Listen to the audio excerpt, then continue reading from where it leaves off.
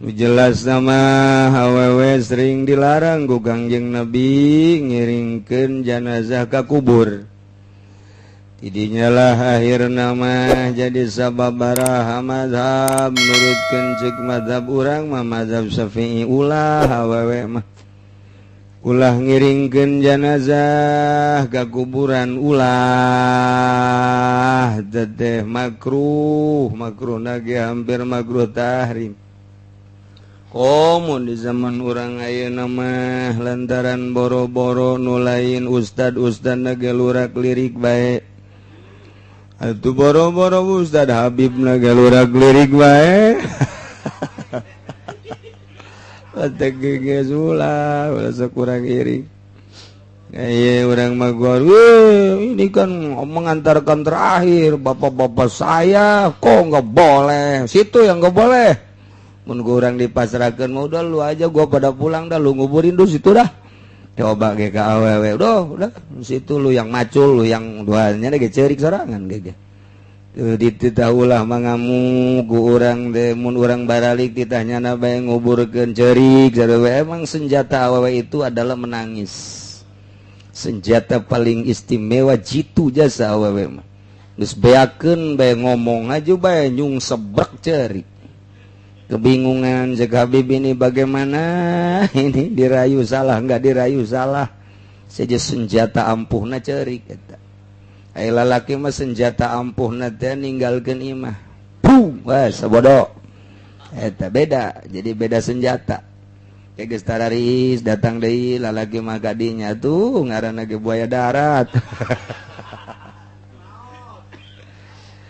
Saya mau urusan lalai caritana jadi nuturkeun ngiringkeun janazah ka kubur awewe mah dilarang ku Kangjeng Nabi urang Kangjeng Nabi Muhammad sallallahu alaihi wasallam lah lalaki bae.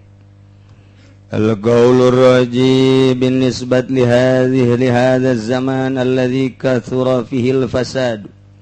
Tawi kaul kang unggul kalawan dan nisbatkan kadua ikilah zaman kang akeh pihi ing dalam zaman opo karusakan wartafa'al hijabul narima ilang opo aling-aling adang muttiba'il janaiz didinya wa adam jadi ittiba'ul janaiz ala nisa'i tulis di sisina wa hadza iskalun wa hadza iskalun lala ala shawab ada muttiba'il janaiz pas gitu lan nisai jadi kaul roje dinisbatkeun ka zaman tahun 2012 mah anu loba pisan karusakan lantaran jelalatan mata-mata lalaki wartabal hijab awena geus teu make kerudung eta mah ada mutiba'il janaiz anal janaiza ulah sok ngiringkeun janazah bagi awewe mah ulah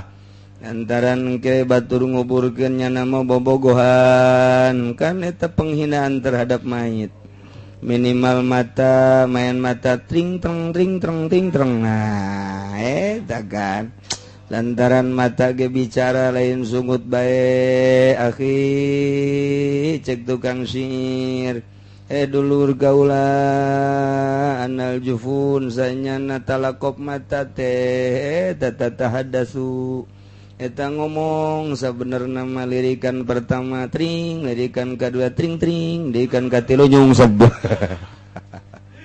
atuh geus kitu sabenerna masyaallah tuh kitunya nyung seb hate luluh. Kau mau jadi beres senyum, waduh, dunia ini milik kita berdua. Aduh, budak oplok jasa. Yang lain ngontrak semua. Geus teu beres da teh geus kitu. Akibatna atuh lamun kurang modal motor dijual, eta akibat main mata. Akibat main mata motor geus beak sepeda dijual sepeda geus beak baju-baju dijual eueuh jualan deui aya ge kitab tafsir Munir jual bae eta jahat jasa eta dari mata turun ke hati seperti kitu mantap ulah mantap cekolot baheula mah jangan suka main api nanti terbakar budak kuari mah hayangnya ho terbakar na gua blon teh coba wal musibatu ma bariha mauqi'uha minan nufus mulih balan utaya musibah iku aranana lubar-lubar opo tunibane musibah saking pirang-pirang awak-awakan muliman iku kang lara sedangkan musibah teu eureun-eureun terjadi ka awak eta teh panyakit nyeri wan nisa'u la sabra lahunna wala qudrata lahunna ala hamlil janaiz dan utai pirang-pirang wadon maiku arana nahan uji ku maujud gadoe nisa dan aranana kawasa iku maujud lahunna gadoe nisa ala hamlil janaiz ngatas nanggung ing pirang-pirang janazah sumartane ma'al khaufi sumartane wedi minta kasufi mahasinihinna saking narima kabuka pirang-pirang kecantikanana nisa sedengkeun awewe mah teu tahan uji teu aya kawasa gana mawa janazah jadi bahkan ngiringkeun janazah neuleuh janazah bari rempan jasa tina kabuka kagelisanana kacantikanana sedengkeun lalaki di mana-mana neuleuh wajah awewe nu geulis beda bae boro-boro anu can kawin nu geus kawin ge rada lain deui bae bangun teh haju bener-benerkeun kopiah haju bener-benerkeun atuh kancing haju beda ta eta pangaruhna kos kitu atuh Habib ge sorbana di lempeng-lempeng eta akibat deredo geulis eta kos kitu jadi aya efek langsung eta mah otomatis berarti diciptakeun ku Gusti Allah eta mah mun cara mobil di atas Innova asal dipencet bae geus bae jadi harurung kabeh nah ieu ge asal neuleuh langsung Masya Allah geus bahaya geus ulah lah geus suka nu ulah we geus awewe mah ulah sok kilu campur ka urusan-urusan kos kada itu di imah bae geus awewe mah walidzalan kena iki laiki wala sabra lahuna qala rasul ngucap sabagang yang Rasulullah sallallahu alaihi wasallam liniswatin gade pirang-pirang wadon atsba'nal janazah kang ngiringkeun ieu niswa ing janazah ngucap-ngucap ing lafaz irjana ma'zuratin ghaira majuratin balik bae sira wadon ma'zuratin ale kang sakehe kang daroraka ghaira majuratin tur hale orana kang den ganjar geus balik bae lantaran ieu berangkat ka kuburan tengan sakadar dosa hungkul teu aya ganjaranana masyaallah at-tahlilul labzi wallahu a'lam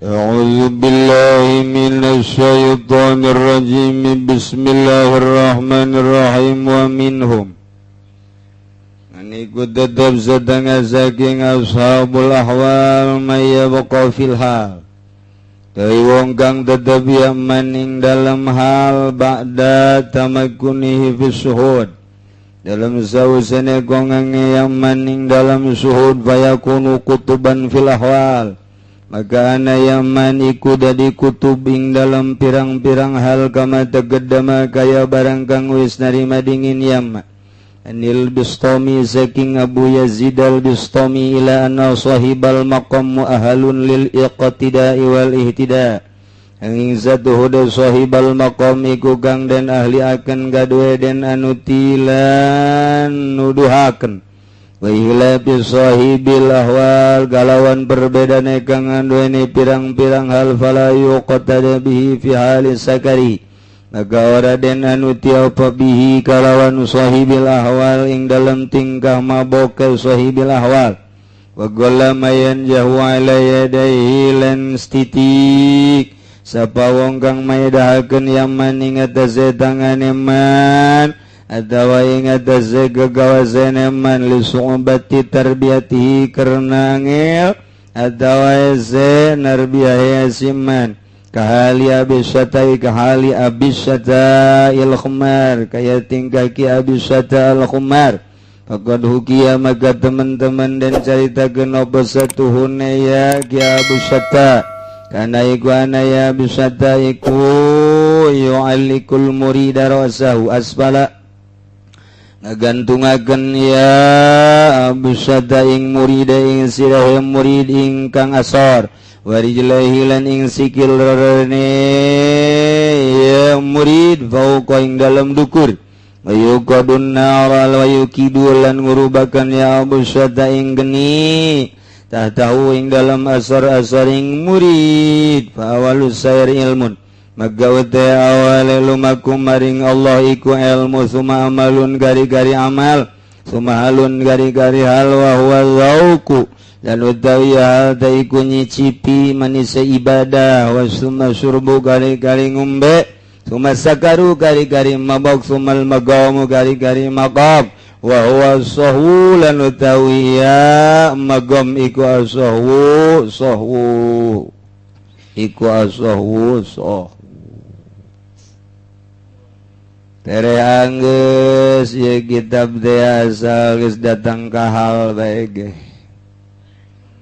lantaran geus apeng-apengan ye ibadah caritaanna mah urang nama jalan di tempat kieu-kieu bae urang mah murid teu paham-paham disebut belet kabeh meureun bohong disebut pinter ja bodoh bae Meski bae saaya-ayana burung kakarak datang ka dongeng bae cak murid atuh guru nege kos gitu ya geus berjamaah bae atuh geus lah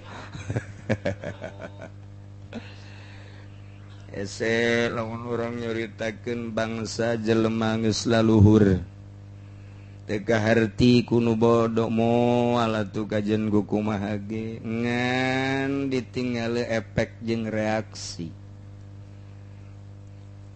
pada adu akur nama akur bae bahkan teu akurna teh ieu kadang-kadang tojaiyah jeung syariat kadang-kadang sebabnya nama geus notog kana hakikat jadi geus teu kaharti okos Kangjeng Nabi Musa babarangan jeung Kangjeng Nabi Khadir Abul Abbas bin Balya Abul Abbas Balya bin Malkan harti atuh sebab Kangjeng Nabi Musa mah make syariat sedengkeun Kangjeng Nabi Khadir make hakikat cek syariat mah atuh parahu teu meunang dirusak tapi ku Kangjeng Nabi Khadir mah geus katempo ka ditu da dikampakan bae keweueuhan atuh Kangjeng Nabi Musa sebab Kangjeng Nabi Musa mah ngadatang ka ruang lingkup syariat tapi Kangjeng Nabi Khadir manggeus datang kana hakikat di ditu mun ieu teu dirusak bakal dijabel ku raja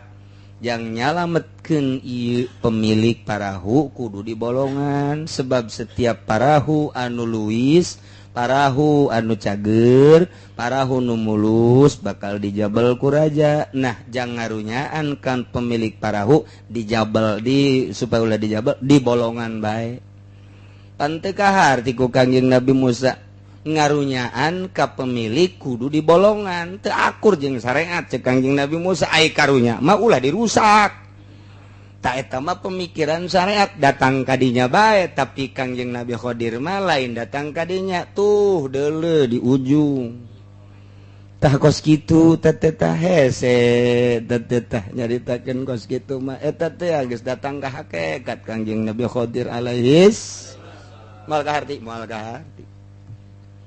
kemudian atuh aya nama datang ka hiji kampung aju manggih budak eta keur ulin datang dicekel bae dipeuncit dipaehan bae ku Kangjeng Nabi Khadir beuki ngarumas bae Kangjeng Nabi Musa nanaonan ieu heuy manya budak teu salah teu dosa dipaehan aduh kumaha ieu ruang lingkup syariat mah datang kadinya teu kahartieun ku Kangjeng Nabi Musa horenganan ieu budak dek disalametkeun ku Kangjeng Nabi Khadir kumaha caranya lemet kana neuleuh ka dituna sebab ieu budak mun geus balik ka dituna bakal jadi kafir maning paeh meme balik salamet teu katotor ku Kangjeng Nabi Musa ya Allah ya Rabbi nu mantak daripada kawin ka parawan maning karangda kunaon ieu geus kanyahoan teu kudu hese capek lain legit kitu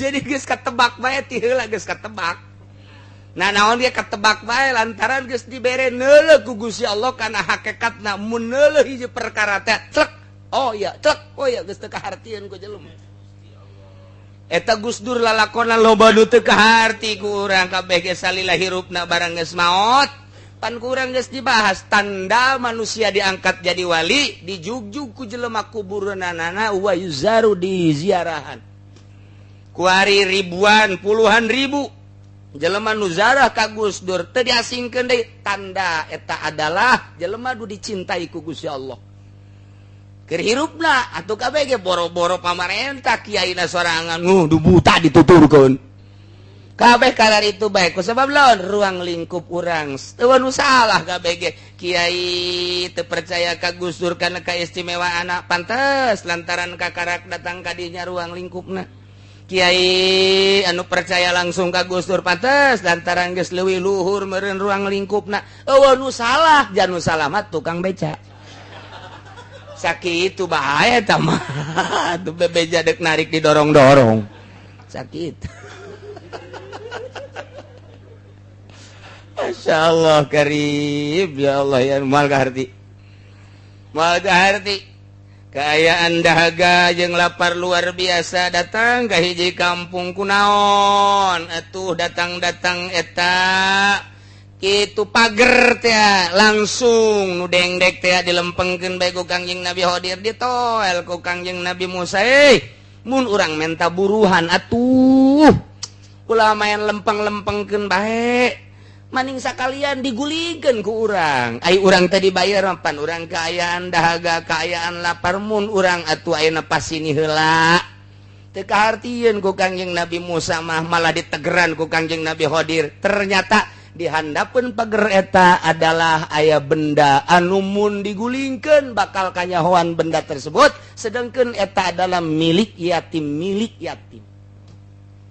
teu kahartieun moal kaharti atuh lantaran geus ditempokkeun kana hakikatna ieu nu halaladir di dieu teh hakikatna macan kanyahoan aya wujudna mah wujud manusia bae aya huluan aya leungeunnan pan aya hakikat manusia mah wallahu alam ja hakikat manusia mah pan datang ka jati diri ternyata meureunan mun urang ditempokkeun ka hakikat nama ieu teh meureun aya nu mau aya nu gajah aya nu ora ya minimal buaya lah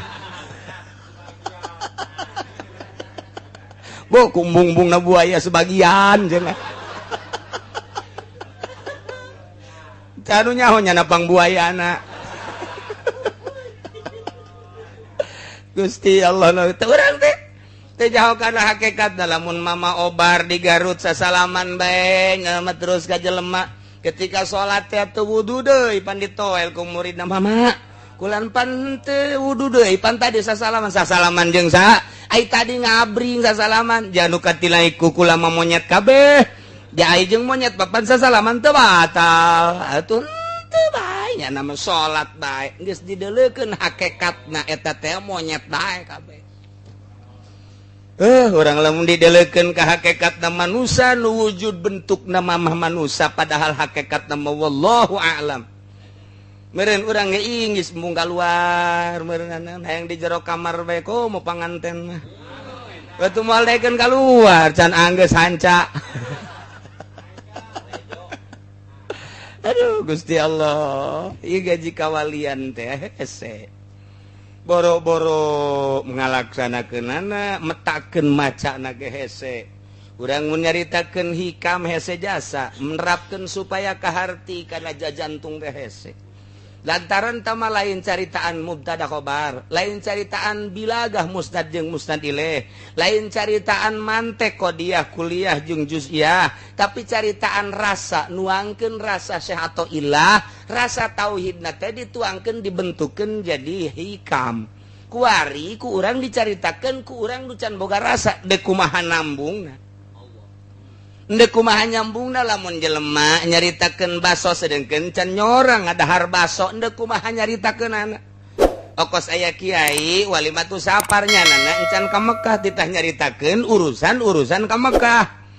Mau tidak mau panjana nyaritakeun segala sa'i, segala toab, segala geus teu bereres paneta can ka Mekah panjana. Kos urang ngadengekeun caritaan babaturan urang nu tos papanganten.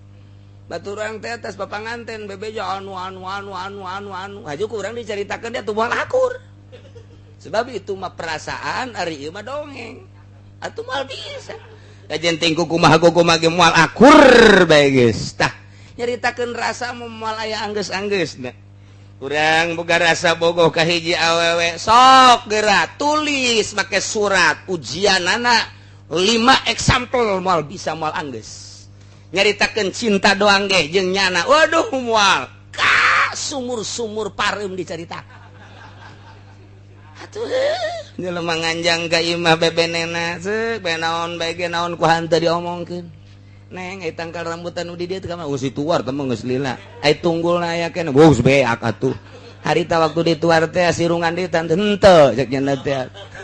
Terus bae tuh aju kubari kumaha ieu di mana tunggul tah di dinya kuari geus aya konblokan coba urang deuleuy eueuh geus tah tunggul bae ge aya nu disisir teh sumur pareum teh aya keneh atuh aya mun urang deuleuy yuk ngagejebur haba ka dinya moal geus sebab naon caritaan tilu dipake karesep ku urang mah ngeunah bae indah bae nikmat bae kadengena ku urang boro-boro bahasa cintana keur nyarekanana ge weudeul asa diusapan bae urang dicarekan ku kabogoh nikmat jasa terus tiis jasa haju diciwit ku jaret deui Masya Allah pohara jasa andai kata kumanehanana ditampilingan ge tadah moal kudu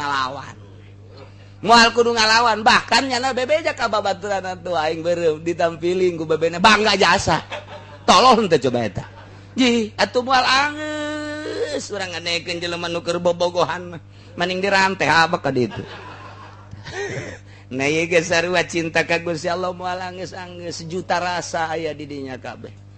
Urang nyaritakeun zikir bakal rasana beda, nya maca Quran rasana beda, salat rasana jelema anu geus mahabbah ka Gusti Allah hese nyaritakeunana babandinganana. Geus pokona mah sulit dicaritakeun.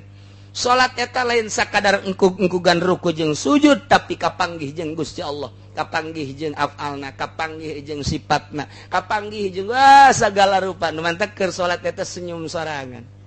Mantek besi aya di lembur keur salat seserian sing ade. Sing ade maning bawa ka grogol bae. Nah ieu urang geus datang ka dinya maksudna ieu geus datang ka dinya tah. Wa minhum tina sawarehna ashabul ahwal man aya jelema yabqa fil hal.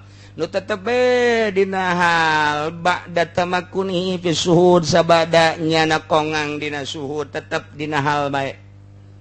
Numantak fayakunu kutuban fil ahwal maka ayalah manehanana sebagai wali kutub dina ahwal kama taqaddama anil Bistami sakumaha nu geus dicariteus ti heula tadi caritana ti Abu Yazid al-Bistami moal karasana naon ge mun keur aya dina hal illa anna sahibal maqam mu'ahalun lil ittida wal ihtida angin sanyana sahibal maqam diahlikeun kana dituturkeun jeung nuduhkeun lamun aya jelema pangkat sahibul maqam bisa ngamuridkeun nyana bisa ngadidik ka muridna tapi lamun sahibul ahwal moal bisa bi khilaf sahibil ahwal pala yuqtada bihi fi hali sakari teu meunang dituturkeun dina nalika sakarna mentek cek Imam Ghazali dina Aufaq lamun aya hiji waliullah keur sakar nyana teh keur majzub kemudian nyana nyaho dibere nyaho rahasia Al-Qur'an mun dibaca ieu sakitu rahasiana anu mun dibaca ieu bakal kieu rahasiana dibuka hikmah Al-Qur'an ku Gusti Allah dalam kaayaannya keur madzub eta kitab teu meunang diwurukeun teu meunang dibaca kitab eta kecuali ku ahlina jang dirina bae sorangan kabatur teu meunang dibikeun sebabna nu ngarangna keur sakar keur mabok nu entek nyana nganyatakeun au fakulama ieu dalam kaayaan keur aya dina waras cek Imam Ghazali silakan besi endek dibaca silakan besi diurukeun asal boga guru kitab au fakula kula ngarang kitab au fak dalam kaayaan keur sohu keur cager beja dibejakeun ku Imam Ghazali nage sebab lamun aya jelema ngarang kitab hikmat kemudian dalam kaayaan sakar atau madzub eta kitabna haram dibaca bahaya lantaran nyana keur teu eling engkena begitu nyana eling ge hasil karangan nyana ge kaget wallah ieu jadi kos kieu karangan duduh nyana sorangan kaget kok bisa jadi kieu tah waktu nyana keur ngarang keur dibukakeun diplongkeun rahasia-rahasia Al-Qur'anul Karim ngan nyana keur teu eling teu meunang dibaca ku untuk ayat kuari tafsir Imam Setuan Syekh Abdul Qadir Al-Jailani qaddasallahu sirrahul aziz eta anu ngarangkup adalah cucu nu ka 18 Syekh Fadil eta teh penuh hikmah tafsirna nyana ngajelaskeun kaula keur ngarang tafsir ieu dalam keadaan sehat lain dalam keadaan sakar sebab mun dalam keadaan sakar teu meunang dibaca ku teu meunang dibaca nah kitulah kaen mantak aya murad aya murid wali lamun wali murad eta lolobana soibul ahwal teu bisa ngamuridkeun teh mah hese teh nyaho di mana mimitina ngamuridkeun teh bisa tapi lamun mimiti mah awalna ieu naik ka dieu naik ka dieu naik ka dieu walaupun nyana engke katerapan ku hal mesti katerapan ku hal heula walaupun sajam setengah jam ayang ke halna tah atawa sapoe atawa sabulan wallahu alam ngan ke cager be sahibul maqam ieu bisa nyana bisa ngajelaskeun ka muridna di dieu heula sia di dieu karakter muridna ieu mah beda engke bakalna perjalananna si A jeung si B lantaran karakterna anu berbeda geus carana ge berbeda kuari watak urang ge aya anu resepna ka ngaji alat aya anu resepna teh ka ngaji fikih watak aya nu resepna teh kang ngaji tafsir aya nu resepna kang ngaji hadis eta karesep-karesep eta teh bawa ti ajal teh eta bawa ti azali eta mah teu bisa dirobah tah mah nu kos kitu pamere Gusti Allah Subhanahu wa taala tinggal ku urang ka diri urang aing resepna naon coba tafsir teu resep coba hadis teu resep coba alat teu resep coba fikih teu resep horeng karesep karesep tete lamun endek dididik bisa nek dididik teh bisa sanajan jawara watakna watak pembunuh bisa dididik wali mah ieu adalah politikus teh ieu teh sok politikan naon bae jadi sesuatu apapun selalu dipolitiki salah tah ngomong tah siapa teh nyawana naon sah atuh aing mah aing bae siapa sia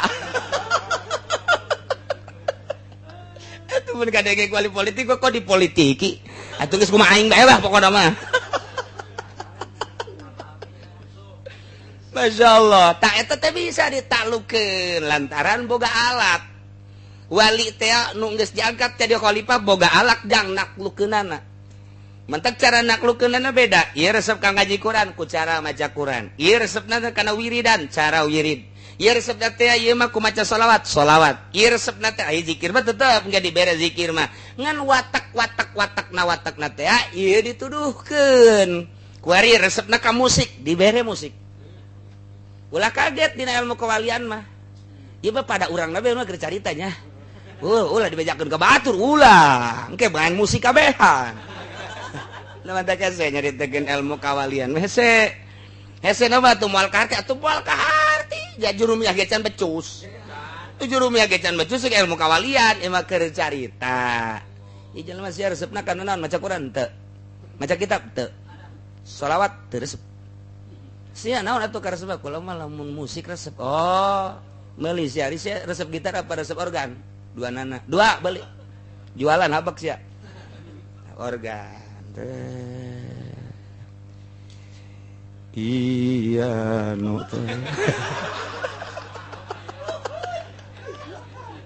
pancerek nyawa nang ti Habib aing. Habib kos gitu tuh. Nah, dibere kurang notna. Seseria tapi beres. Enge kasurupan meureun.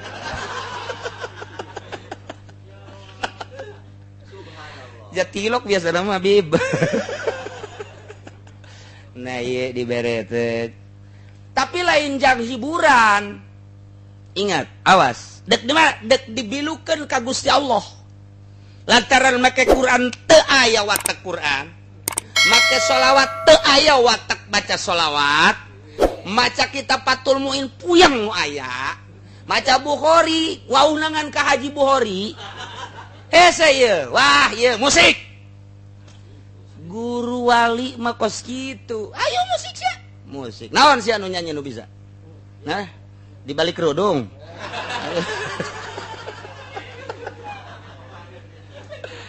Sok kayak gitu. Nyanyi biasa terus. Engke kan dina nyanyian teh terlena.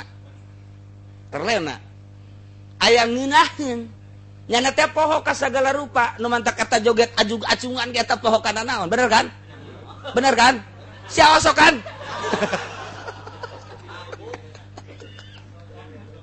Jadi ilmu kawalian teh kos gitu. Tapi lain dek jang hiburan. Lamun jang hiburan jahanam bagianana. Jahanam bagianan. Ieu dek lawan dia dek ngabilukeun karesep dirina melalui musik. Ya sia. Engke terlena nyana tas saat terlena teh dibilukeun ka Gusti Allah. Kumaha carana? Atuh itu nu nyaho lain urang. Khalifah nu nyaho.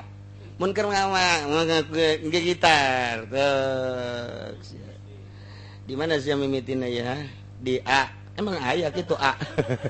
Hah? Ayo jadi D. Apa aya D? Oh di G suara G ya. Haji Pudoli G ya. Jadi kudunya orang pelebah mana ya? Tok kira ngagitar. Ndek ngaritem, ndek ngabas silakan. Ji. Atau ilmu kawalian mah kos batak Gus Dur nyaho bae ge, musiknya ho. Main bolanya ho sagalanya ho. Lantaran aya jelema nu terlena ku main bola. Tonton Gus ya main bola. Tapi dek dibilukeun. Lain dek ditah nonton main bola hiburan lain. Dek dibilukeun ketika terlena hoya. Eta teh keur fokusnya nangaranna. Bilukeun ka Allah. Bisa henteu ngabilukeun anak? Henteu bisa ulah. Sia bisa henteu ngabilukeun anak? Bisa lantaran geus boga guru cara ngabilukeun anak kieu. Silakan. Tanu mantak ulah kaget lamun wali nyuling. Mantak sing ada tah. Tukang suling omaira mau bawa wali eta.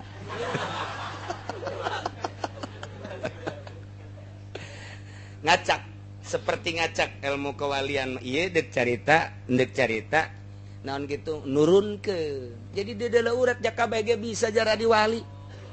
Bari sajara di wali. Sebab jadi wali mah bisa dikasab, lamun jadi nabi teu bisa. Ngan engke urusan hasil jeung teu hasil mah sabada berangkat. Ai urang mah kuari atuh berangkat ge henteu. Dek jadi wali di mana lain wali nikahkeun mah. Teu bisa tah. Iyalah keistimewaan seorang khalifah. Ingat, ketika Tuan Syekh Abdul Qadir digarong ku 12 garong jadi wali. Atuh garongna jadi wali, mah deuk kumaha atuh je. Atuh urang deui ka karek adu kotok doang. Itu mah garong pembunuh jara di wali. Nu mantak eueun naonan karek adu kotok mah, pale kotok adukeun deui. Ulah pesimis jeung ulah suudzon, mantak Gus Dur teu pernah suudzon. Datang Cina, ieuh. Datang Kristen, ayo. Datang bule, bila perlu yang lebih bule lagi. Oh masalah, maksudna dek dibiluk-bilukeun mampun teu. Ketika teu mampu atuh urusan nyana, teu mah geus dituduhkeun teu bisa. Urusan nyana tah mah Allah nu mere hidayah mah. Ngan satungtung datang, atuh mal kaharti.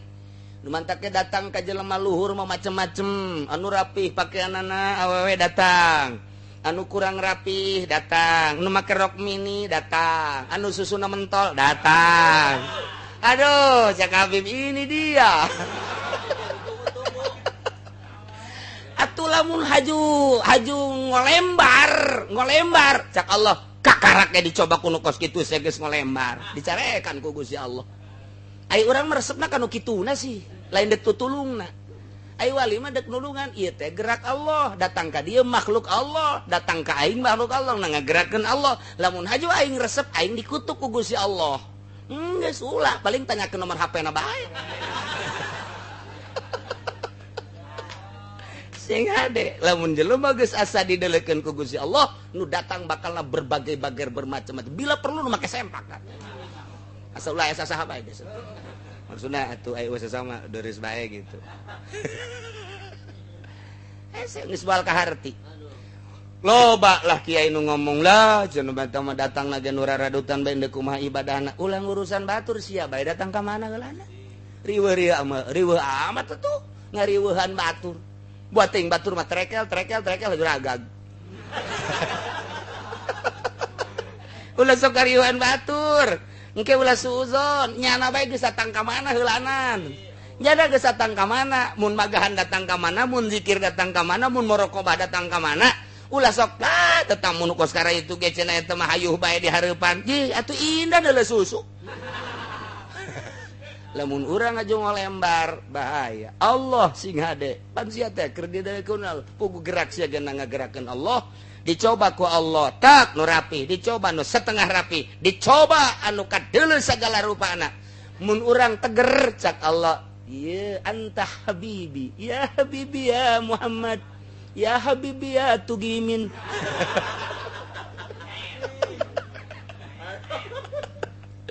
ji atuh deuk disadikeun ya habibi anta khalili kakangjeng Nabi Ibrahim anta khalili kakangjeng Nabi Muhammad anta habibi sanggeus dicoba atuh urang ge sarua itu ka nabi ka urang ge sarua ya Habib Razak anta habibi weuy cak Gusti Allah menang dua poe ya Habib Razak anta batal habibina aduh ji atuh tambah per detik per menit per jam per hari selalu didelekeun ku Gusti Allah naik turunna pangkat jana teh selalu dicoba ku susah dicoba ku sugih dicoba ku gering dicoba ku sehat dicoba ku pemandangan ieu kabeh cobaan mata aing mere mata ka sia lain nu sia mah hak pake doang aing make aturan nu mana nu kudu dideuleu jeung nu mana nu teu kudu dideuleu nah kuari ku aing dikiriman ye nu teu meunang dideuleu coba sia kuatan teh menurut pikih teu meunang teh dideuleu ku aing dikiriman kumaha pandangan hate sia can tepi urang mah kadinya mun can tepi geus bae kuari mah anta anak-anak ya atuh hese moal jadi luhur lamun teu dicoba ku Gusti Allah Ipu Doli maka karak neule rambut ngulimar waduh ini mah sansil ini mah cak Gusti Allah batal je sia batal geus dicoret di Lauhil Mahfudna kakarak neule ngagebai rambut doang ya waduh ini mah sun silek wih dikiriman deui dat we anu rapih nu bagus jasa kulitna mulus waduh ieu mah capluk Masya Allah hese hayang tetep istiqomah di hareupeun Allah sedangkan urang teu bisa kaluar ti Gusti Allah lamun sia ngaku aing pangeran ibadah ka aing mun sia deuk maksiat teangan dunia nu lain buatan aing deuk nyilip ka mana urang ka Malaysia nyilip aing cenah deuk maksiat ka Malaysia je cak Gusti Allah Malaysia nang nyeun aing lah aing mah cenah ka negro ge sarua lah cenah deuk ka Ethiopia bae jah harideung meureun lain buatan Allah nang aing lah cenah deuk ka Gunung Karang bae ka Sumur 7 eta deui deuk ka mana sia lumpat hayo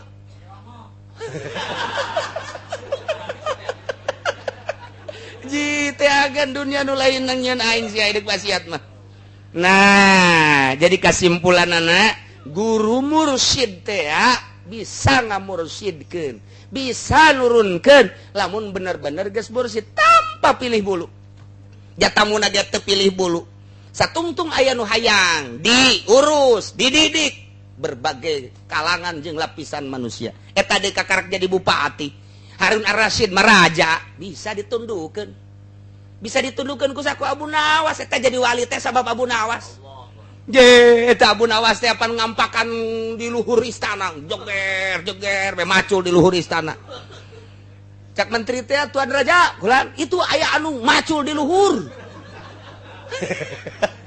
jesa duka cenah teu wau raja tuh keluar saya tak abdi kernaon eta keur macul jangan melak cau manya melak cau di luhur cak raja Arusin manya melak cau di luhur istana eta bae manya hayang jadi wali di luhur kasur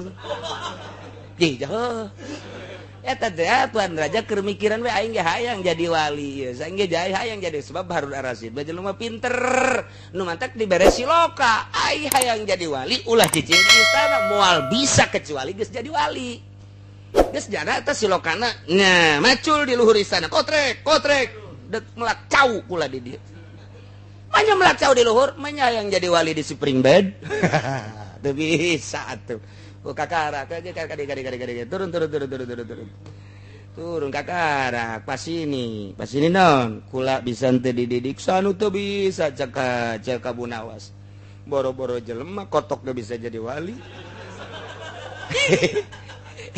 cak Harun Ar-Rasyid model tuh kotok bae nurut komo jelema boga pikiran boga akal kotok bae kurang paraban kurungan benang bae saminggu lepaskeun sok tambah ker bisa nyatuan di dieu kotok eta cek Abu Nawas atuh komo tuan raja jaha ipis ku kula mah jaheunya atuh kaharti bae ulah ning kakarak kotok embe bisa nurut ulah kakarak embe orai bisa nurut ku jelema jijaheunya cek atuh makan aya yang jadi wali ulah di luhur kasur atuh pan ieu mah cenah istana mah tinggalkeun istanana aju kudu ka mana kaleuweung hees teh kok ulah mikiran hees engke ku kula di pagahan heesna walaupun engke di handapeun tangkal kayu di leuweung bakalna nikmat pokona hees kok bisa nikmat lantaran urang bisa hees di luhur orai leuwih tibatan kasur embol-embolan cenah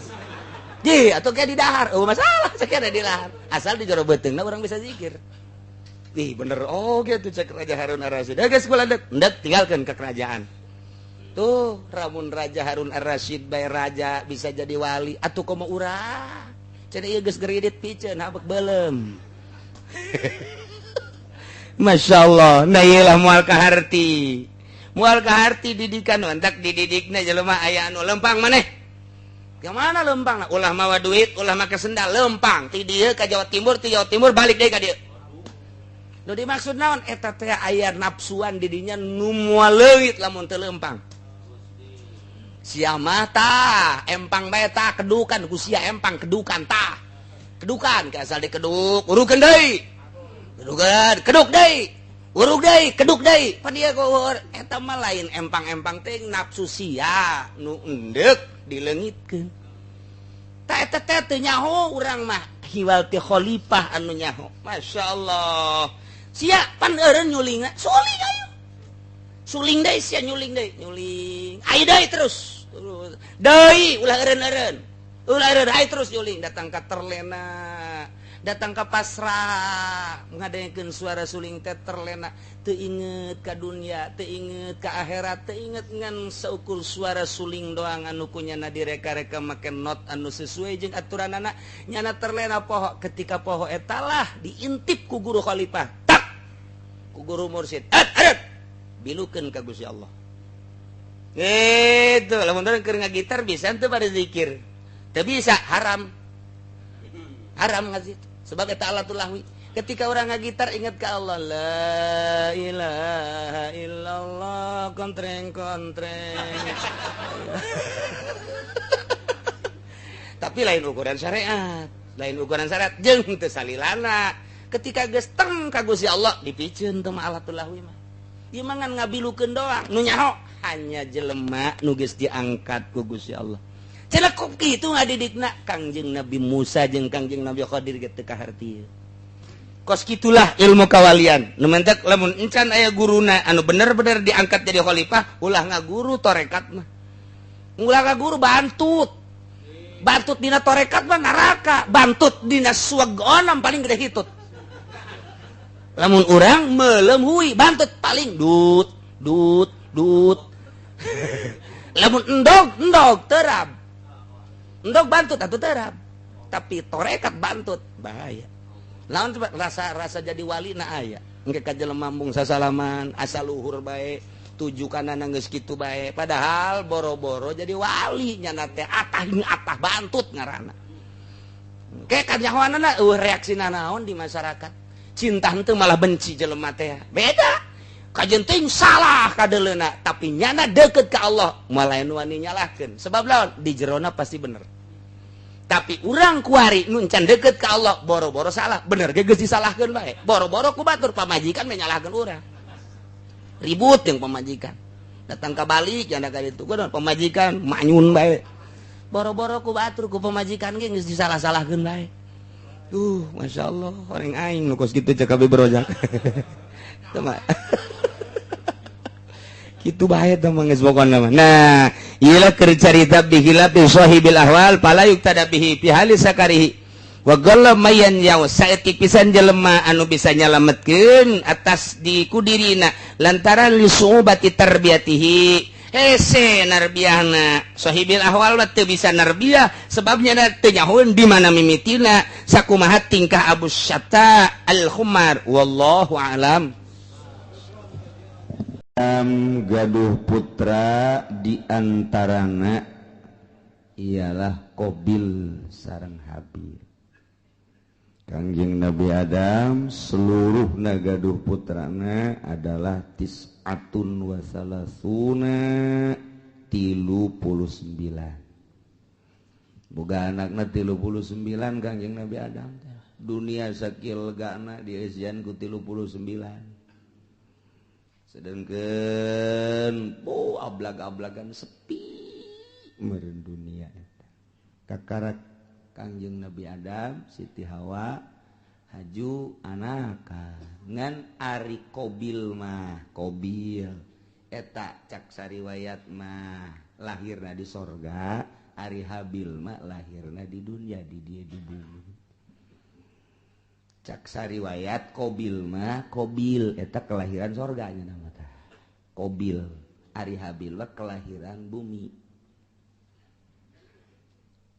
supaya rada cepet Gusti Allah teh ngalobakeun makhluk maka ngalahirna ieu Siti Hawa sakali lahir sajodo dua-dua lalaki awewe lalaki awewe lalaki awe kitu bae tah sajodo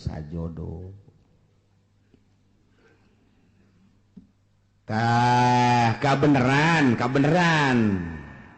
Qabil mah ngajodona ieu jeung hiji awewe nu ngaran Iqlima gelis ai Habil sajodona jeung Labuda rada kurang gelis modal berbes lah gitu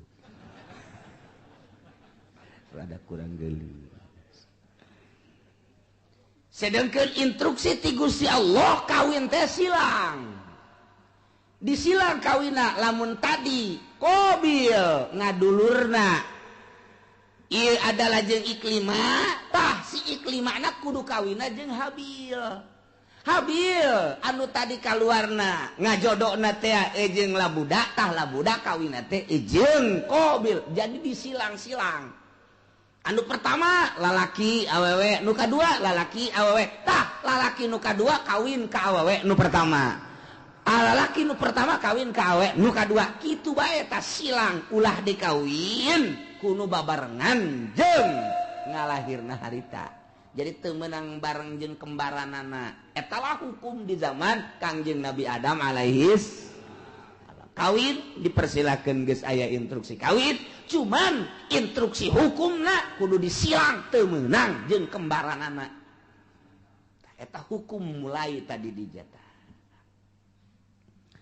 lantaran begitu diinstruksikan kawin umur kakarak 20 tahunan kabeh ge. Instruksi ti Gusti Allah kawin seperti eta, sak ti Qabil kakakna ngeunah bae sia Habil dikawinkeun ka kembaran aing geulis ka mapan ayeuna si bayi. Kawin ka kembaran sia ieu. Dideuleu atuh kulit Ya Brebes lah. Cak kurang Brebes, emang ulu geulis gitu di Brebes. Tah eta kos kitu tah. Jadi kurang naon gitu amperna kurang naik mobil. Jol we iblis datang ka jero hatena mulai ta iblis. Iblis ge pan diusir di sorga leuwih ti heula pan iblis. Wah ini cak iblis bakalan gua. Asup ka jero hatena, Bil. Siapa pan kelahiran sorga sarua jeung aing. Mulia urang atuh. Habil onam kelahiran bumi India. Urang mah mulia tuh. Nu mulia ulah sok kawin nu jore. Penghinaan mungkin nu timbul. Tetep mulia mah kudu kanu geulis bae. Mun kawin kanu jore mana teuing engke jelema jeung ke kadituna anak incu. Oh, kobil mah kawinna kanu jore. Tah eta kan isin tah Bil. Cak juri. Ya pugu cak jalan teh pugu embung ieu ge. Eta mah abah ngomong cenah hukum ti Allah eta bohong sebenarnya mah.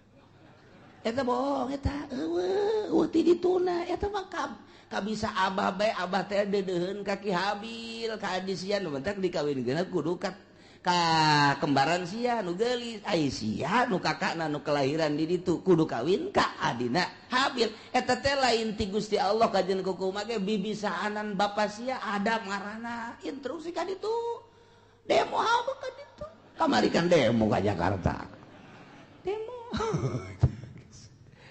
pugu ieu ge cak Abil cak Kobil teh aing tetep bae embung kajen kumaha ge embung bae beja ka abahna bah naon Kobil ubah abah bae iya lu bener ya utar atur nikah ya kayak gitu instruksi itu Gusti Allah asal teu adil ya kos kieu ya manya ai kula dikawinkeun kanu kurang geulis ari Habil dikawinkeun kanu geulis tah ieu teh akur kos kieu teh lain ti Gusti Allah kajen kumaha ge kadengen ku Habil cak Habil teh Kobil ulah kitu aing mah andai kata aing titah kawin kanu jore aing mah daek bae namun bener-bener instruksi ti Gusti Allah aing mah geus kumaha Allah bae lantaran dia moal kembali hidup di dunia engke ge urang bakal baliknya ka Allah darah sia ngomong sangeunahna bae geus bae we ieu mah bohong ye lain ti Allah ya kajen kumaha lain ti Allah ya mah kajen ti abah ya mah emang abah bangkawarah ya mulai tah eta lamun sok nyarekan abah teh eta mimitina tah tidinya tah di Cikubaya duaan dan sok nyarekan abah tah iya Masya Allah mulai tidinya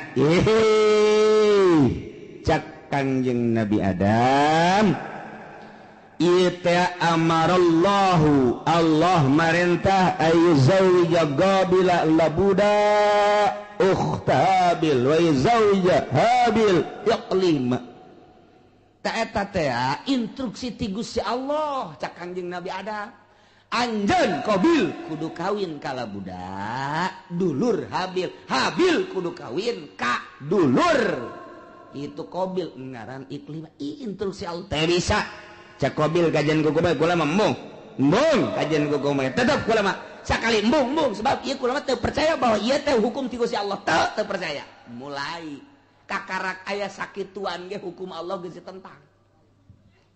Cek urang mah tuh kakarak tarurun ti sorga pan teh. Saeutikan keneh jelema teh atuh matak naon narurut ka Kangjeng Nabi Adam. Henteu tanggeus mulai henteu nurut. Ya Allah. Terus bae iblis teh daekeun leupas ti Qabil. Ieu mah kajian kumaha kudu selesaikeun masalah ieu. Selesaikeun ieu mah lamun terus-terusan kieu pan isin ka kadituna ieu isin urang. Ike banyak Qabil kawin jeung nu jore aya Habil kawin jeung nu geus tah eta isin gengsi ieu gengsi urang mah panturunan sorga oh moal aing moal kajian gua tetep bae teu hayang aing mah ajeun geus kieu kumaha kajian gua kumaha ge urang pokona pas ini bae heula tah tidinya Qabil mikir pas ini unggal poe sakumaha ucing jeung anjing asal kapangi wong kaki Qabil teh kaki Habil teh tuntutanana Qabil luar biasa lobana. Qabil mah kakakna Habil adina. Habil mah nurut bae aing lah kumaha bae sabodo Allah nu penting mah urang mah ibadah nuturkeun aturan Gusti Allah Subhanahu wa ta'ala. Lantaran terus-terusan memuncak permasalahan teh. Tah, kuari mah diinstruksikan kieu. Ayeuna mah kieu bae atuh nyieun korban. Lamun memang bener-bener ieu teh kitu menang ti Gusti Allah, maka engke aya tandana. Mun maneh teu percaya bahwa ieu teh instruksi ti Gusti Allah, sok nyieun dumades maneh ka Gusti Allah, taqarrub ka Gusti Allah. Sapopoe teh sapopoe maneh mah ieu Qabil cak Kanjeng Nabi Adam teh kunaon teu inget ka nu nyieunna, ieu tuturkeun Gusti Allah, ibadah ka Gusti Allah. Moal kebal hirup di dunia tuh deuleu Qabil tuh Habil mah nurut jasa adina kabeneran nurut kakana kurang nurut. Datang ka kuari teh kakak sok rada kurang nurut teh heran orang-orang ati dituda eta. Ya Allah, eta kos kitu. Yes, nyieun korban kuari mah. Nyieun korban. Naon nu dikorbankeun ku maneh Qabil? Ulama supaya Gusti Allah narima ka kula de korban lantaran kula mah petani hasil tani bae. Ayo. Gerak kumpulkeun. Maneh Habil naon kula mah lantaran pangangon embe kibas kula mah. Cirina naon cak Qabil ieu bahwa korban ditarima ku Gusti Allah jeung teu ditarimana. Engke cak Kangjeng Nabi Adam lamun ditarima bakal turun langsung ti langit. Seuneu. Set engke ngalahap anu ditarima. Mun anu maneh Qabil ditarima bea engke garing dihakan seuneu. Dilentab seuneu. Lamun nu ieu anu ditarima nu kono Habil nu embe beak ku seuneu kitu bae. Oke, cek nyana jadi guys. Ya, dikumpulkan punya harta-harta hasil tatanian. Nu dikumpulkan anak hasil tani mun pare nu pangjore. Nu dikorbankeun teh. Lamun gandrung anu geus pangjorena, korma nu pangjorena dihiji-hijikeun bangsa anu bakukulna eta dikorbankeun ari nu bararagusna mah ieu dipake ka hook punyana jang ditumpuk-tumpuk harta. Jore ari ako Habil mah begitu dikorban teh wow neangan umbe nu puang gedena jeung nu puang bagusna dipantian ku cenah ieu nu jang Gusti Allah mah ieu korban ka Gusti Allah entakan nu puang gedena puang bagusna puang lintuhna jadi beda karakterna. Ai Qabil mah kos urang Cikupa nu pangjorena bae. Ai Habil mah kos urang Cilongok nu pang bagusna bae. Sia cek urang Cikupa. Ta eta kos kitu kayana. Teden bek. Teu kebal langsung turun seuneu. Tet neong itu turun seuneu cak Qabil pasti nu aing nu dientab ka jeung ku komaha ge. Pasti nu aing. Mun aing nu dilentab berarti aing kawin jeung nu gelis. Mun aing teu dilentab berarti ieu teu beres urusan ieu. Turun seuneu ka dieu ka ditu aing nu dilentab embe. Plek. Seret bawa ka luhur teh aya tinggal ieu bae. Korban Qabil hasil tatangin hasil tani nu jarore teh teu dilentab ku seun. Tuh, cak Kangjeng Nabi Adam, nu ditarima nu mana? Hah? Nu ditarima nu mana? Tah. Cicing bae Qabil teh. Gas, udah loba ngomong cak Qabil teh. Abah kuari cenah rencana ka Mekah. Mah, eger ka Mekah ka ditu atuh. Eta ka anak ka kolot kos kitu eta. Eger ka Mekah mah. Isi rek naon tuh di dieu. Mana naon kula mah. Padahal boga rencana abah ka Mekah adi dibunuh sia ku aing. Jadi aya abah aya keneh mah embungeun nya ge rada kagokeun. Kira ka Mekah ditungguan nya nungguan abah na ka Mekah. Dah sekian bulan berangkat Kangjeng Nabi Adam ieu adalah ka Mekah. Qabil tenang geus eueuh sasaha ngan jeung Habil doang berikut dulur-dulurna. Jadinya lah mulai nyana dendam kesumat hasud anu luar biasa di jero hatena hayang ngabunuh Habil. Iyalah cerita eta dicaritakeun ku Gusti Allah dibejakeun ka Kangjeng Nabi urang Kangjeng Nabi Muhammad sallallahu alaihi wasallam. Naon ieu nu matak dibejakeun tah kamari Yahudi, kamari musyrikin, munafik teu percaya ka Kangjeng Nabi. Ulah kaget Muhammad, munafik teu iman ka anjeun, musyrikin nah musuhan ka anjeun, kafirin ngamusuhan ka anjeun. Cikene nu kamari dicaritakeun teh ngamusuhan ka anjeun. Horenganan baheula ge takarak ge turun ti sorga ka dunya. Iya anak incu Kangjeng Nabi Adam, anakna sorangan Qabil geus boleh teu percaya ka Kangjeng Nabi Adam, geus teu iman ka Gusti Allah, malah ngabunuh adina nu ngaran Habil. Dicaritakeun ka Kangjeng Nabi, abeh Kangjeng Nabi ieu tenang tentrem adem, sebab lamun teu nurut jelema ka Kangjeng kemudian Kangjeng Nabina teu dihibur, manusiawi kan Kangjeng Nabi. Sifat kemanusiaan apaan aing teh diturut aya kitu mah aya dongeng-dongengna. Tah Kanjeng Nabi Isa ge teh diturut jah heueuh. Tuh Kanjeng Nabi Adam ge teh diturut jah heueuh atuh kong aing abeh kitu. Entek tenang Kanjeng. Nah iyalah didongengkeun ku Gusti Allah melalui ayat watslu bacakeun ku anjeun ya Muhammad he Muhammad alaihim atas kaum anjeun. Baheula dibacakeun ku Kangjeng di Madinah, terus disampai-sampaikeun ku umum ku sahabat, disampaikeun ku tabiin, disampaikeun ku atbat tabiin, ku ari poe Minggu disampaikeun ku ari ku urang kadenge ta dongeng eta teh ta ieu ayatna. Bacakeun Muhammad ka kaum anjeun. Naon naba'ab ni Adam, berita anak dua Kangjeng Nabi Adam alaihis nu ngaran Habil jeung Qabil, caritakeun bil haqi kalawan sa bener-benerna. Il qurba qurbanan, waktu Qabil jeung Habil ieu diperintah dumadeheus ka Gusti Allah nyieun kadeus, nyieun kadeheus, nyieun takrub melalui kurban ilallahi ka Gusti Allah nu dilaksanakeun ku Habil. Habil makibas, Qabil mah hasil tani yakni zar'u. Patukub bila min ahadihima ditarimana ti salah sahijina hungkul nyaeta nu ditarima nu Habil. Ari nu Qabil mah teu ditarima walam yutaqabbal minal akhar. Kasimpulanana korban Habil mah diterima, cirina dilahap seuneu, Qabil mah teu ditarima. Cirina aya bae didinya terobah-robah. Tidinya lah mulai Qabil bendu ka Habil, nyimpen di jero hatena hasud anu luar biasa, nungguan Kangjeng Nabi Adam munggah haji. Teu Kangjeng Nabi Adam munggah haji ngaharep Qabil ka Habil. Abah geus eueuh, emak geus eueuh, tinggal nyana bae.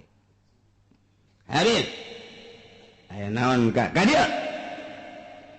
Naon cak Qabil la aqqa tulan aing bakal ngabunuh sia, bunuh sia ku aing.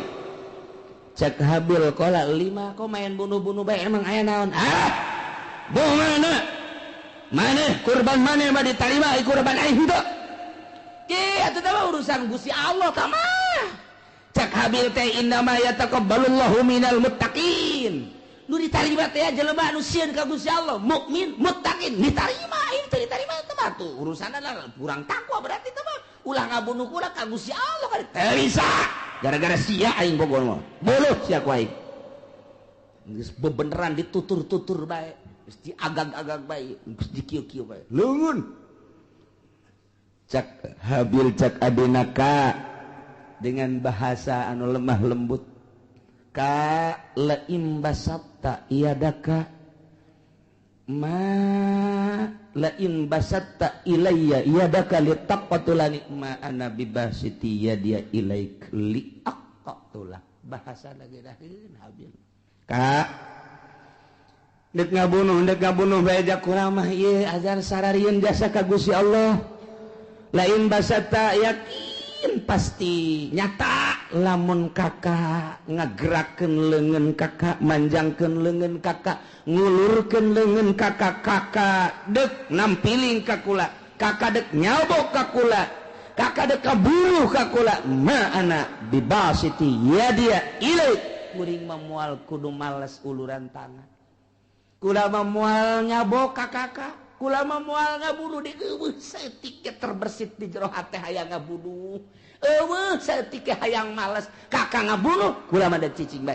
kakak nampilih kula mah cicing bae kakak dek jawab kula mah cicing bae pokona mah kula memual ngabunuh sama sekali silakan kumaha kakak bae lantaran ini akhafullah rabbal alamin sieun jasa ka Allah eta habil mah bahasana anu luar biasa inni uridu an tabu'a bi ismi wa ismik fatakuna min ashabin nar cak habil teh asanyana kaula teh ieu adalah sieun jasa ka Gusti Allah lamun sampekeun ka kakak ngabunuh ka kula atuh meureunanan seakan sing kuring teh kula teh ieu berharap kakak teh ke bakal balik ke akhirat teh mawa dosa kula jeung dosa kakak sorangan memeh ngabunuh kula ge kakak geus loba jasa dosana ditambah jeung dosa ngabunuh ka kula duanana dibawa ku kakak engke kakak di akhirat fatakuna min ashabin nar atuh engke bakal jadi ahli neraka ta ieu bahasana luar biasa aya bahasa inni uridu an tabu'a sanyana kaula ngarepkeun kana yen babalik berarti boga harapan lain boga harapan lantaran eueuh maksud males ngabunuh seakan kos nu mengharap nyana teh dibunuh lain mengharap dibunuh urusan dibunuh mah mangga kumaha kakak ngan kula henteu ngamaksud dek ngabunuh lantaran cak Kangjeng Nabi ge al-qatil wal maqtul finnar jelema nu ngabunuh jeung nu dibunuh sarua pada asup ka neraka lamun anu dibunuhna boga niatan hayang ngabunuh mantak cak Kangjeng Nabi teh al-qatil wal maqtul finnar nu ngabunuh jeung nu dibunuh asup ka neraka cak sahabat Gusti Rasul aya nu ngabunuh mah kaharti ka neraka aya nu dibunuh panu dibunuh ge nyana teh lamun imkan mah hayang ngabunuh oh jaheunya nyana ge ngan eleh bae gelutna lantaran eleh kabunuh jangan lagi hayang ngabunuh hayang males ta eta dumadak al-qatil wa maqtul pintar habil mah eueuh maksud ngabunuh kulantaran eueuh maksud ngabunuh dengan bahasa anu lemas disebutna al-kalamul jami'ul mani mun cek ahli dilagah mah dumadak bahasana inni uridu an tabu'a bi ismi wa ismika fatakuna min ashabin nar geus pihartieunana aduh kakak lamun kakak sampai ka ngabunuh ka kula jakula mah moal ngalawan teu hayang ngabunuh deui ka kakak atuh engke berarti kakak teh mun balik ka ditu teh mawa dosa dua dosa kakak memeh ngabunuh jeung dosa kula atuh engke di akhirat meureun pinuh ku dosa mangga sakumaha kakak bae kula mah sakadarna nasehatan doang sia ngomong ka situ balang nasehatan sakana wah ini teu bisa diomong ku kumaha masya Allah. Tah gitulah akhirnya kumaha dah langsung ditikem sanggeus sadikit tikem bingung aing ngabunuhna kumaha ieu can aya pembunuhan pan harita can aya pembunuhan cara ngabunuh ngaleungitkeun nyawa artina ieu kusabab dikumahakeun lah bingung dijotos besi teu bae digebug besi teu bae dikumahakeun ieu dikumahakeun bingung nyana mikiran ngabunuh ge bingung lantaran can pernah aya nu ngabunuh pan harita mah manusia pertama nyana eta anak Kangjeng Nabi Adam anu ngamimitian dek ngabunuh datang ka ngabunuh ge bingung kumaha carana ngalamun bae habil geus aya bae di sisi dicekelan bae kieu dek dibunuhkeun bingung cara ngabunuhna kumaha cara ngabunuh sok iblis asup deui ka jero hateun aya sia bodoh-bodoh teh atuh ngabunuh bae heseun amat cak iblis teh atuh teu kumaha aja can orang anu dibunuh Japan ieu manusia kakara kayak urang doang ngomong we nya di jero hate jeung iblis ya kadeulekeun ya deulekeun ya cat bae iblis teh keluar nu hiji tek rupanya jeung iblis itu saja gelut dia barang gelut nu hiji dicekel tek dikahadapeun terus jokot batu digebukeun blak kana huluna oh tak kitu ngabunuh mata jadi dicontohan ku sakadang iblis Masya Allah tuh gitulah Qabil teh oh jahe babarinya eta iblis nu hiji pae kakana pae geus pae nah Habil aing geus bisa sebab aing geus kuliah aing. Kuliah ngabunuh aing geus. Bisa saja kuliah ngabunuh nangis aya dosen iblis. Langsung bae nurutan iblis. Jadi diperagakeun ku iblis cara ngabunuhna. Mantak cekel tujahkeun langsung liak nyokot batu nu gede diangkat ku Qabil gecretkeun kana huluna gua jret gitu. Masya Allah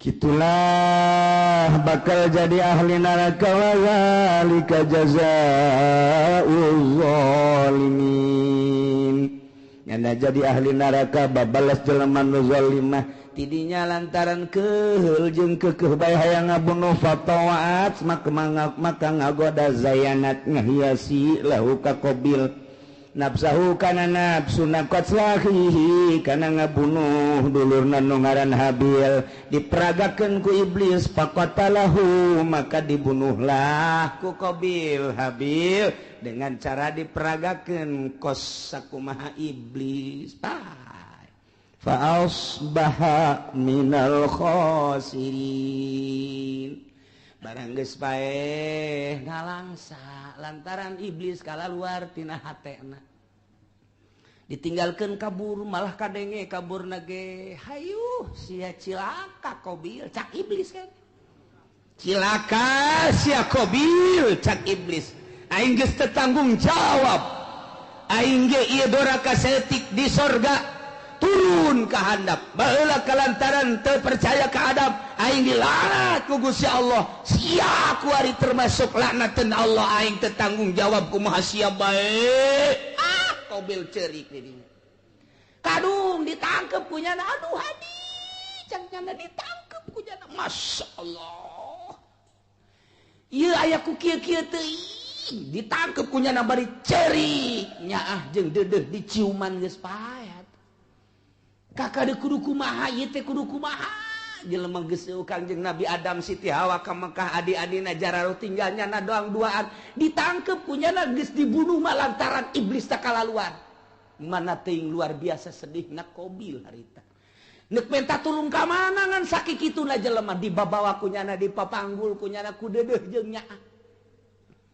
deudeuh jeung nyaah dipanggul tok ka Masrik 60 kilometer mamanggul bae dipanggul deui ka Magrib 60 kilometer bulak-balik lantaran deudeuh jeung nyaah masyaallah kudu dikumahakeun atuh ieu adi diciuman deui dipanggul deui dicium deui dipanggul deui dicium deui dipanggul deui eta sakitu geus luar biasa 40 poe cak sakol maki kituan bage iblis asup deui geus dibunuh mah ulah sakaduhung-kaduhung moal hirup deui kajen ku kumaha ke moal hirup deui kudu kumaha tuh ieu kalanjutanana fa ba'atsallahu ghuraba wallahu